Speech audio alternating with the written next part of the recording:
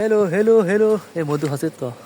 এই যে মধু এই দিলে দুই সব মধু এই তিনটাই মধু এই যেটা এটা পুরোটাই মধু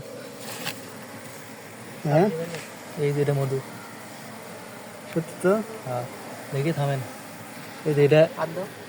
এটা বাচ্চা আছে নাকি বাচ্চা না মধু কেমন বুঝবো না মধু আছে আগে সাত দিলে তো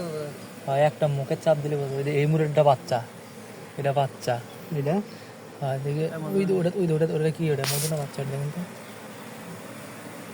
বাচ্চা বাচ্চা এলা থাক থাক মধু দিছে কোনটায় মধু ওই সাইডে কোন শাক আছে